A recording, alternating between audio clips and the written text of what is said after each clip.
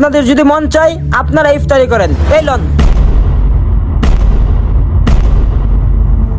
আচ্ছা রবিন, তুমি তো একজন মুসলমান, 5 ওয়াক্ত নামাজ পড়ো, ঠিকঠাক মতো রোজা রাখো।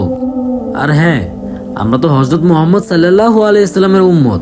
আমাদের নবীজি কখনো কারোর সাথে খারাপ ব্যবহার করতো না, কারোর সাথে উত্তেজিত হতো না। আমাদের নবীজি কখনো খাবার ফেলেও দিত না, খাবার নষ্টও করতো না। আর তুমি সেই নবীর উম্মত হয়ে খাবার ফেলে দিচ্ছ? আমার তো সন্দেহ হয় তুমি মুসলমান কিনা। আর তুমি কালকে সেহরির সময় কি বললে? আমাদের সেহরির আলামে ওর ঘুমের ডিস্টার্ব হয় দেখে ও সেহরির আলাম বন্ধ করে দিছে। কালকে সেহরির সময় ও যদি রান্না করে না রাখতো, তাহলে আজকে আমাদের পানি খেয়ে রোজা রাখতে হতো। কি বলেন ভাই, কালকে শিয়ারির রান্না কি আমাদের ত্রিদীপ দাদা করে রাখছিল? হ্যাঁ, আমাদের সেহরির সময় যে বুয়া রান্না করে দেয় উনি কালকে আসেননি, তারপরে আমাদের এই ত্রিদীপ দাদাই রান্না করে রাখছিল। আমাদের যেন ঘুমের ডিস্টার্ব না হয় সে কারণে এই ত্রিদীপ আমাদের যে অ্যালার্ম আছে সেই অ্যালার্ম বন্ধ করে নিজে রান্না করে রেখে দিছিল।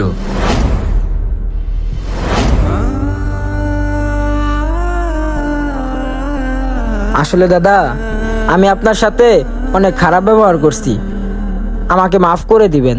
আসলে দাদা, আমি ভুলেই গেছিলাম আমাদের এই শান্তির ধর্ম কোনো ভেদাভেদ সৃষ্টি করতে শিখায় না। সবার উপরে মানুষ সত্য, তাহার উপরে নয়। আমরা সৃষ্টির সেরা জীব, আমরা কখনো কাউকে আলাদা আলাদা চোখে দেখবো না। আর ভাই, আপনি কিছু মনে করেন না, আসুন আমরা সবাই মিলেমিশে একসাথে ইফতারি করি। এই তো আজান দিয়ে দিছে, চলো সবাই ইফতার করি।